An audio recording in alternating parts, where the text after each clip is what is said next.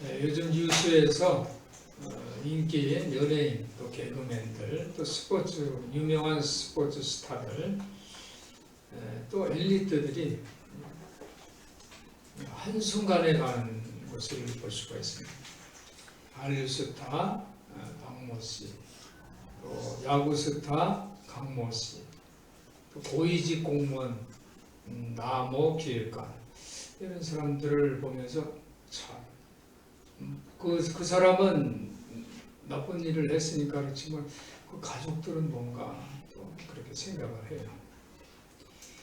연기나 스포츠에 뛰어난 훌륭한 실력을 갖고 있는 것도 중요하지만 도덕성에서 흠이 나면 또 망언 같은 것을 하면 인기나 직위는 물거품이 됩니다. 그래서 성공 열매에서 도태되고 마는 것을 우리는 많이 보고 있습니다. 인간 사회에서는 이렇게 어처구니 없이 도태되는 그 사례들이 많아요.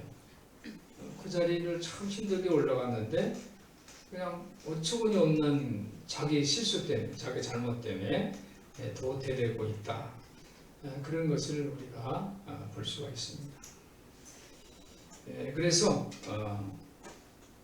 그 다윈 이를 어처구니 없게 도태되는 그런 사례들을 기념한다 할까? 그래서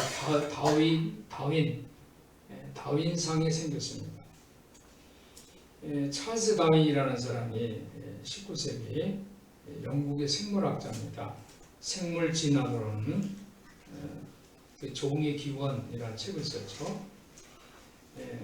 그래서 생체 수가 점점 이제 많아지는, 개체 수가 이제 많이 생기죠. 동물들이 이제 또는 사람도 숫자도 마찬가지입니다. 많이 개체 수가 증가하게 되면 좁잖아요. 좁죠.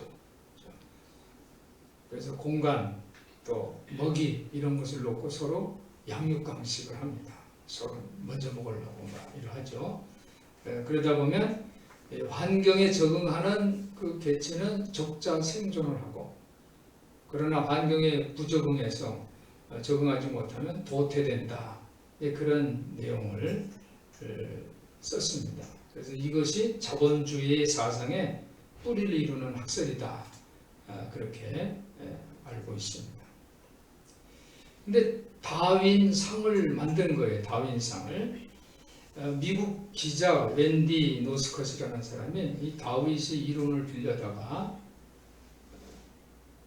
다윈상을 만들었는데, 이 수상자 자격이 뭐냐면 자기가 실수를 했어요. 자기가 잘못해가지고 죽는 거예요. 자기가 잘못해가지고 또 자손을 이을 수가, 불임이 돼가지고 잘못된 거예요. 그런 사람들한테 주는데, 이것은 그냥 누가 전달돼서 한 얘기가 아니라 그래서 정확한 사실, 신문에 뭐 나거나 매스컴에 나오든가 정확한 사실, 또 그 사람이, 자기 실수한 사람이 그냥 좀 지적 능력이 없는 게 아니라 정상적인 지적 능력이 있는데 자기가 잘못해가지고 죽거나 불임하거나 이런 사람들이 수상 자격이 있습니다. 그래서 수상자를 살펴보니까 말레이시아는 그 사형 집행인이 사형을 이제 집행하기 전에 이제 시험을 한 거, 이게 잘 되나 하고 집행수가 거기다 목을 거는 거예요. 목을 스스로 이게 잘 되나 하고 걸었다가 밑에 이제 그 문이 있잖아요. 밑에 함정문, 트랩도어라는 함정문이 칵 열리는 바람에 사형 집행자가 목에 부러져가지고 이제 죽었어요. 자기가 잘못한 거죠. 1994년에는 소련에서 일어난 일인데, 어떤 사람이 이 자판기에서 그 음료수가 나오잖아요. 그걸 공짜로 마시려고 자판기를 막 흔들고 대다가 자판기에 깔려서 죽었어요. 1995년에는 자동차 매니아인데, 요즘 자동차 스포츠 카들 요즘 뉴스에 나오죠. 막 서로 경주하다가 그냥 막 뒤집어지고 불타고 막 그런 거 어제 동영상에 나오더라고요. 이 사람은 자동차 최고 속도 기록을 경신하기 위해서 자동차에다가 제트 엔진을 달았어요. 그 제트 엔진을 달고서 시동을 걸는데 이게 너무 빨리 그냥 갑자기 순식간에 나가니까 타이어가 다 녹아버리고 자동차가 그냥 하면서 불이 나가지고 그 운전자는 그냥 불과 함께 상하되고 말았어요. 자기가 잘못한 거죠. 이집트에서도 있었던 일인데 닭이 우물에 빠졌어요. 근데 19세 이제 농부가 이 닭을 건지러 들어갔다가 이제 빠진 거예요. 그러니까는 이 또 농부를 건지려고 또 가족 식구가 들어갔다 빠지고 또 옆에 지나가는 사람이 들어가다 빠져가지고 6명이 익사를 했는데 닭은 살아났대요. 2010년도에는 우리나라에도 이런 일이 있습니다. 한국의 대전에서 이제 전동 이제 그 휠체어를 타고 간 남자가 엘리베이터를 이제 눌렀는데 엘리베이터가 이제 내려간 거예요. 화가 난 거예요. 다시 계속 엘리베이터를 콩콩하고 부딪히다가 이제 엘리베이터에 그냥 문이 열리면서 추락사를 했어요. 이게 동영상에 나오는데 조회수가 엄청나게 많아가지고 이 사람이 죽었죠. 죽은 사람한테 주는 상이니까 다윈상을 받았대요. 이렇게 다윈상 수상자들은 어리석게 자기 실수로 자기를 제거합니다. 그래서 인류의 유전자 풀을 더 향상시키는, 어리석은 사람은 이제 죽고 똑똑한 사람만 살아남는 이제 이런 그런 의미죠. 적자 생존, 자연 도태. 그래서 참 그런 것을 기념하는 별난상이 다윈상이에요. 제가 오늘 설교하기 전에 왜 이런 다윈상 얘기를 하냐면 오늘 주인공이 혹시 다윈상 후보작감이 아닌가 이제 그런 생각을 해봅니다. 오늘 호세아 이야기를 하려고 하는데 이 호세아는 하나님이 호세아에게 요청을 하는데 너는 창녀 고멜하고 결혼해라는 거예요. 이 호세아 아내는 남편한테 성실하지 못했어요. 근데 그 당시에 이 이스라엘 그 전통은 뭐냐면 남자는 여러 아내를 거느릴 수가 있어요. 지금 이제 아니지만 지금 우리가 생각할 때 어떻게 남자가 아내를 여러 거느리나 하는데 그 당시에는 그랬어요. 사회가. 근데 여자는 절대로 여러 사람과 결혼하면 안 돼요. 남자는 한 명. 그러니까 한 번에 한 배우자하고만 살아야 돼요. 이것은 뭐냐면 하나님 백성은 오직 하나님 백성은 하나님만 섬겨야 돼요. 하나님도 섬기고 어떤 분은 기도할 때 뭐 하나님 아버지 했다가 뭐 석가모니 뭐 어디 다 불러대죠. 그거 안 된다는 거예요. 하나님만 예배해야 된다라는 그런 의미죠. 그래서 하나님과 이스라엘은 예를 들면 부모 자식, 남편과 아내를 또 온유를 합니다. 하나님이 다윗을 임금으로 세울 때 의식이 있어요. 하나님이 다윗을 왕으로 이제 세울 때에 시편 2편 7절에 보니까 내가 영을 전하노라 여호와께서 내게 이르시되 너는 내 아들이라 오늘날 내가 너를 낳았도다. 그래서 아들로 정식으로 계약을 합니다. 그런데 성경에 보면 하나님과 이스라엘과의 그 계약을 이제 많이 해요. 다윗도 하고 다 이제 계약을 하는데 그런데 이 계약을 깨뜨리는 경우가 있어요. 성실하게 하나님만 예배를 해야 되는데 그렇지 못한 거죠. 그런 호세아 이야기는 실패적인 그 사실에 대한 이제 비유의 이야기입니다. 호세아가 창녀하고 결혼했다고 했잖아요. 창녀 고멜하고 결혼했는데 결혼하자마자 오늘 우리가 읽은 성경에 보면 이제 고멜이 아내가 막 잉태를 해서 아기를 낳죠. 좀 몇 명 낳았어요? 우리가 읽었는데 아들은 둘, 딸은 한 명. 이스라엘 아들이죠. 로암이. 로루하마는 이제 딸이에요. 이제 이남 일녀를 낳습니다. 그런데 이남 일녀가 다 아버지가 호세아가 아니라 나가서 결혼했는데 바깥에 나가서 어떤 남자인지도 모르고 아버지가 누군지도 모르는 그런 자식들을 낳은 거예요. 가출해가지고 바깥에 나가서 자식을 이제 했어요. 만약에 호세아 선지자가 이 시대에 있다라면 아마 신문에 났을 거예요. 다윈성 후보자감. 유명한 목사님이 창녀와 결혼, 남의 자식을 키워 본인은 무자식. 이제 그렇게 아마 신문에 나지 않았을까 그런 생각을 해봅니다. 자기 자식이 없는 거예요. 결혼을 했는데. 아이들 이름이 이스라엘, 로루하마, 로암인데 그 의미가 참 그래. 이스라엘 첫째 아들이 이스라엘인데 이스라엘은 성경에 보면 열왕기상 21장에 보면 이스라엘이라는 그 이름이 나오는데 지역 이름이에요. 이스라엘. 근데 이스라엘에서 어떤 일이 벌어지면 나봇이라는 사람이 포도원을 갖고 있는데 이 포도원이 임금이 있는 성하고 가까운 곳에 있어요. 아합 임금이 그 포도원을 갖고 싶은 거야. 그런데 이게 내게 아니잖아요. 그러니까 아내 이세벨이 이 나봇을 죽여요. 계획을 세워서 이 나봇을 죽입니다. 그게 어디냐면 이스라엘. 첫 번째 이 범죄가 바로 나봇을 죽인 거예요. 그리고 열왕기하 9장부터 10장까지는 하나님은 이 벌로 아합을 패하기로 결정해요. 아합인 거.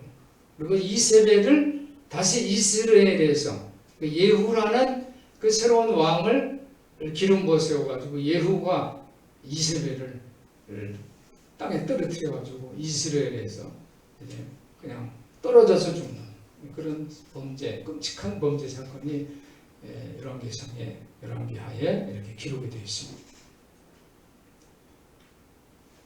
그러니까 호세아 선지자가 볼 때 이스라엘은 뭐예요?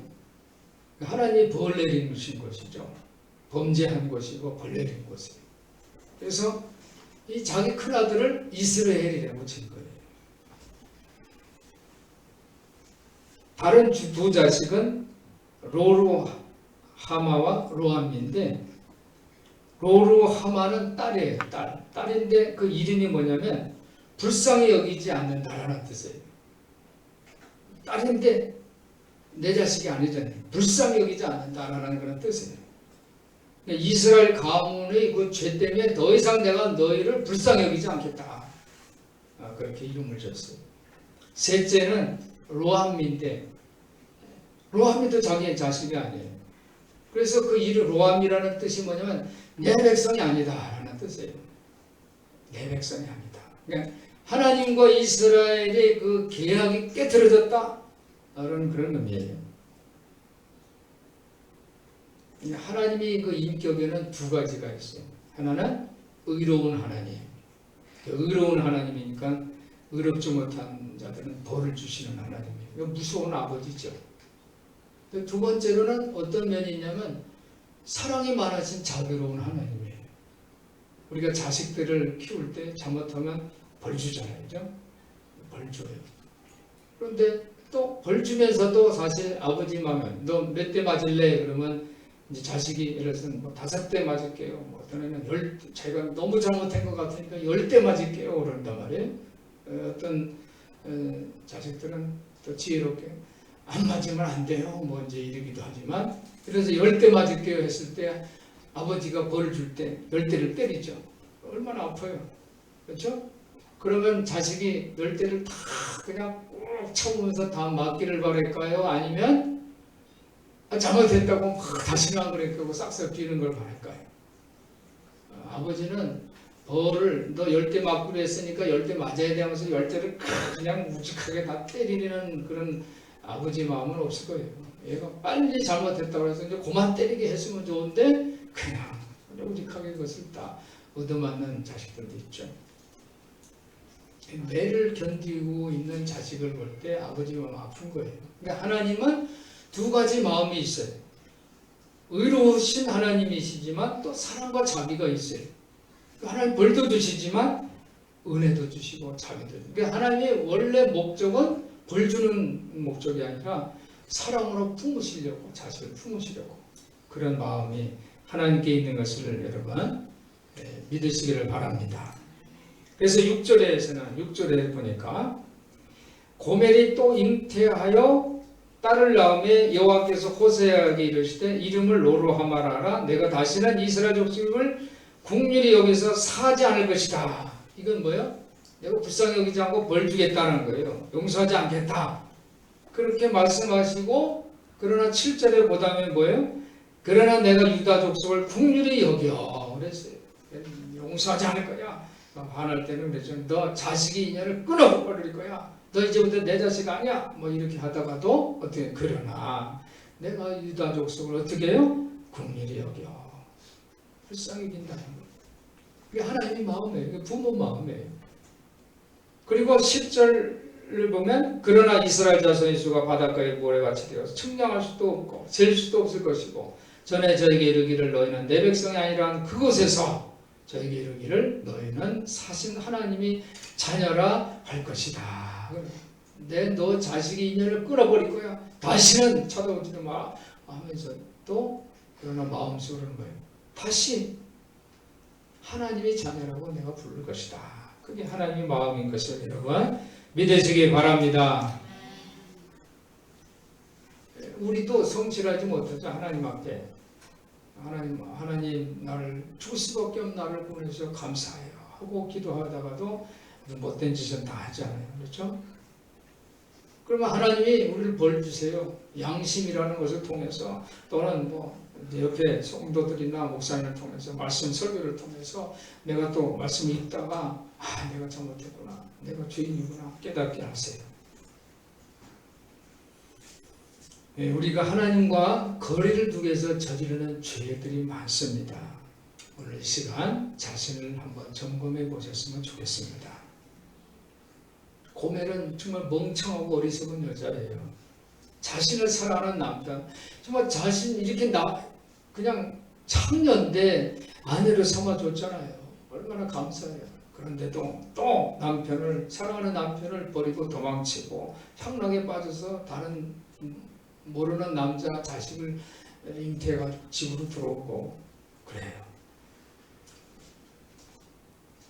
그 자식들이 이름을 보니까 얼마나 하나님이 마음이 그냥 화가 나는지 알 수가 있죠.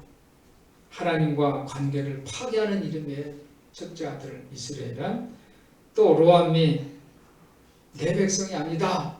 둘째 아들은 또 딸 이름은 더 이상 내가 너를 불쌍히 여기지 않겠다라는 그런 하나님의 노여움, 이 호세아의 이 노여움, 박탈감 이런 것이 되어 있는 그런 자식의 이름입니다. 그런데 우리는 호세아와 이 고멜이 이야기에서 하나님의 자비와 의를 만납니다. 사랑하는 여러분, 하나님은 노여움도 계시다는 것을 기억하시기 바랍니다. 그런데 하나님은 또 우리를 통해서 상대적인 박탈감도 있어요. 하나님 사랑하고 싶어 하는데 자꾸 삐뚤어 가니까 고멜처럼 엉뚱한 데 가가지고 다른 남자하고 동침해서 자식을 낳고 이런 못된 짓을 벌이니까 하나님 볼 때는 어떻게 해요? 내 자식인데, 호세아 볼 때 내 아내인데 얼마나 박탈감, 상실감이 커갔어요. 제가 지난주에 노아 영화를 봤어요. 노아. 데런 아로노프스키 감독 노아. 주연이 노아가 러셀 크로우예요. 글라디에이터. 그렇죠? 이제 출연해서 참 멋있는 배우인데 그 감독이 데런 아로노프스키 감독이 이 노아 영화를 만들 때 우리 성경의 내용에는 창세기 6장부터 8장까지 있잖아요. 짧은 내용인데 거기에는 많은 상상력을 발휘한 거예요. 우리가 노아 홍수죠. 노아 이야기 보면 성경에 홍수 나오고 홍수가 끝난 다음에 노아가 어떻게 해요? 노아가 홍수가 끝난 다음에 농사를 짓죠. 포도 농사를 지어요. 그런데 노아가 포도주를 마시고서 성경에 있는 얘기예요. 포도주를 마시고 잤는데 옷을 다 벗고 잔 거죠. 근데 셋째 아들 함이 그것을 보고서 나머지 두 형제들한테 얘기를 하죠. 나머지 두 형제는 어떻게 해요? 셈과 야벳은 뒷걸음질 쳐가지고 그 아버지의 그 수치를 보지 않고 가려주잖아요. 성경에 보면 그래서 두 아들은 복을 받지만은 함은 저주를 받는다는 내용이 성경에 있습니다. 이 데런 아로노프스키 감독은 이 노아 영화를 쓰면서 왜 노아가 포도주를 그렇게 먹고 취할 정도로 마셨을까? 그 부분에 이제 생각을 하고서 이야기를 만든 거예요. 왜 그랬을까? 왜 노아가 포도주를 마시고서 취할 정도로 됐을까? 그래서 이야기를 만들었는데 거기 보니까 하나님이 노아에게 말씀을 해요. 자식을 낳을 때 아들을 낳으면 살리지만 딸을 낳으면 죽이라. 그렇게 말씀을 하세요. 이 영화에 보면 성경에는 없는 얘기예요. 그런데 우리 강 목사가 그걸 같이 옆에서 보더니 왜 딸이면 죽이라고 했냐고 나한테 물어보는 거예요. 제가 어떻게 알아요? 그죠? 안 물어봐요. 딸을 낳았어요. 그것도 딸도 쌍둥이를 낳은 거예요. 그러니까 하나님이 노아에게 딸이면 죽이라는 것을 온 가족이 알잖아요. 그러니까 며느리가 얼마나 마음이 아프겠어요. 그 아들이 얼마나 마음이 아프겠어요. 딸이 이제 아버지가 죽이게 생겼으니까. 그렇지만 하나님 말씀이라니까 순종해야 되잖아요. 그래서 노아가 이제 그 손녀가 이제 죽이려고 칼을 들고 가요. 칼을 들고 가니까 아기가 그냥 깐난 아기들이 막 우는 거예요. 막 우니까 며느리가 아버님 이 아이가 편히 갈 수 있게 해주세요. 제가 이 아이 울음을 그치게 할 테니까 조금만 기다리세요 하면서 자장가를 불러줘요. 자장가를 불러주니까 아기가 막 둘이서 울다가 울음을 그쳐요. 그러니까 노아가 칼을 들고서 이 아이 딸 손녀들이죠. 손녀들을 죽이려고 하니까 이 며느리가 빨리 끝내달라고 너무 고통스럽다고 빨리 끝내주세요. 그래요. 노아가 아기들을 탁 볼 때 죽이지 않고 칼을 내려놔요. 칼을 탁 내려놔요. 그러니까 하나님 말씀을 어떻게 해요? 거역한 거잖아요. 내려놔요. 그러니까 그 며느리가 막 울고 아들이 또 달려와서 울고 그래요. 그러니까 이 감독은 이 내용을 보면서 노아는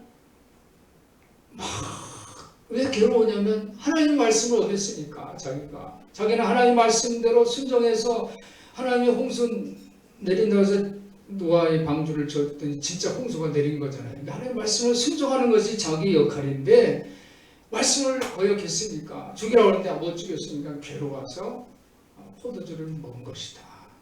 그렇게 영화가 구성이 돼요. 그러니까 영화에 없는 내용이 이제 각색이 돼서 들어간 거죠. 이 며느리가 술을 먹고 있는 가족하고 떨어져서 해변가에서 이제 술을 먹고 그러는 거예요. 그래서 그 술 먹다가 빨라먹고 이제 그랬던 거죠. 며느리가 이 노아 이제 시아버지한테 와서 물어봐요. 왜 그때 아기 손녀를 죽이지 않았냐 그랬더니 노아가 그런 얘기를 합니다. 손녀들이 얼굴을 보는 순간 내 마음에 사랑이 가득해서 참아 죽일 수가 없었다. 이제 그런 얘기예요. 그러니까 며느리가 뭐라고 그러냐면 하나님께서 아버님에게 선택권을 주신 거예요. 하나님은 정의로우신 하나님이시지만 하나님은 또 사랑이 많으신 하나님인데 아버님이 정의를 선택할 것인가 아니면 사랑을 선택할 것인가. 그런데 아버님은 사랑을 선택했습니다. 그러니까 아버님 이제 괴로워할 필요가 없다는 거죠. 하나님이 선택권을 준 거지. 하나님은 거역한 것이 아니라 네가 선택해라. 이제 인류는 꼭 가족으로 시작한 거잖아요. 새로운 인류는 자기가 선택해서 스스로 개척해 나가는 그런 시대를 여는 건데 아버지가 의보다는 정의보다는 사랑을 선택한 거예요. 이제 그런 얘기를 해요. 그래서 우리 강 목사가 왜 딸이면은 죽이라고 했냐고 그 말에 대답이 될지 모르겠어요. 요나서도 보면요. 요나서도 보면은 요나가 어떻게 해요? 니느웨 백성이 제일 많은 백성이잖아요. 막 우상을 숭배하고 막 그래서 니느웨 성을 이제 멸망할 것이라고 하나님이 가서 선포하라고 그러잖아요. 그래서 선포를 합니다. 그런데 계획도 없던 일이 생겼죠. 니느웨 성의 모든 백성뿐 아니라 가축들까지도 죄를 뒤집어 쓰고 회개하잖아요. 그러니까 하나님이 이 이방 백성들을 사랑하면서 구원하시잖아요. 요나가 화가 나죠. 하나님은 이방 백성은 죽여야 되는데 왜 살려주냐고, 하나님 말씀대로 왜 실천하지 않냐고 따지잖아요. 그렇죠? 근데 요나가 그 박노풀 그늘에서 더위를 피하고 있는데 그 하나님이 그 박노풀을 시들어버리기 위해서 뜨겁게 하잖아요. 그러니까 박농쿨 보면서 시들었다고 막 괴로워하니까 너는 이 박농쿨 가지고도 시들었다고 그러는데 이 수많은 사람 이방 민족이 죽게 됐는데 내가 그들을 불쌍히 여기지 않겠느냐라는 말씀을 주세요. 네, 사랑하는 성도 여러분, 오늘 고멜을 여러분들이 여러분 스스로라고 한번 나 자신이라고 생각해 보세요. 한번 비유를 하세요. 나는 고멜이다. 나는 사랑하는 남편을 떠나서 다른 남자하고 동침해서 그런 이름도 그냥 저주받는 그런 자식들을 낳았구나. 한번 생각을 해보세요. 이 고멜이 다시 사랑하는 하나님께 돌아오는 방법이 뭘까요? 자기 힘으로 할 수가 없어요. 우리 모든 인간은 자신의 힘으로 할 수가 없어요. 오직 기도예요. 한번 따라해도 오직 기도. 우리는 기도로 은혜의 보좌 앞에 나오는 것을 기억하시기 바랍니다. 하나님의 역사를 위해서는 우리가 믿음의 기도가 필요해요. 여러분, 하나님의 은혜의 보좌를 바라보는 우리 성도들 되시기를 예수님의 이름으로 부탁을 드립니다. 은혜의 보좌. 한번 따라해 보실까요? 은혜의 보좌. 은혜의 보좌를 바라보는 즐거움이 우리에게 있어요. 은혜의 보좌를 우리가 보는 거예요. 우리 눈으로는 겉으로 있는 모습을 보지만 우리 믿음의 눈은 그 은혜의 보좌를 볼 수가 있어요. 그러니까 내가 육적으로 그냥 상상력으로 은혜의 보좌는 이렇게 생겼어. 뭐 유리바다고 뭐 황금으로 그냥 칠해 있고 이런 육적 상상력으로 보는 게 아니에요. 은혜의 보좌는 성령으로 조명해서 보는 거예요. 성령으로. 한번 따라해서 성령으로. 여러분 성령으로 조명하는 거예요. 성령님 지난번에 금요일날 제가 말씀드려요. 성령님은 어떤 분이신가? 우리의 지성과 또 의지와 감정에 세밀하게 만져주시는 성령님인 것을 여러분 기억하시길 바랍니다. 성령님은 내 의지를 통해서 하나님께서 정말 아름다우시고 하나님께서는 정말 탁월하시고 그것을 깨닫게 하는 분이 바로 성령님이세요. 내가 공부해서가 아니라 성령님이 내 지성을 그렇게 나의 지성을 알게 하시는 하나님은 탁월하시고 하나님은 아름다우시고 그리고 내 의지가 그것을 선택하게 해요. 내 의지가 그것을 누가? 성령님이. 내 의지가 하나님의 그 아름답고 탁월하신 것을 선택하게 해서 그래서 그것을 내 감정이 기뻐하게 하시는 분이 바로 성령님이신 것을 여러분 믿으시기를 바랍니다. 그래서 우리가 기도할 때 물론 내가 필요한 것을 내가 앞으로 어떻게 일어난 이런 사건 일들에 대해서 그걸 해결해 달라는 기도도 있지만 여러분이 그 지성과 또 의지와 감정에 세밀하게 관여하시는 그 성령님의 도우심을 위해서 내 안에 내적인 그 거룩함 경건함을 위해서도 기도해 주시기를 주님의 이름으로 부탁을 드립니다. 히브리서 11장 27절에 보니까 이스라엘 민족이 이런 믿음을 가지고 출애굽을 합니다. 그래서 출애굽 사건은 성경에서 아주 중요한 사건이에요. 출애굽 사건은 뭐예요? 출애굽을 합니다. 그런데 그 출애굽을 할 때 임금이 화가 나가지고 바로 임금이 화가 나서 그 당시에 최고의 무기, 그렇죠? 철병거를 가지고 쫓아와요. 이스라엘 백성 잡아내려고.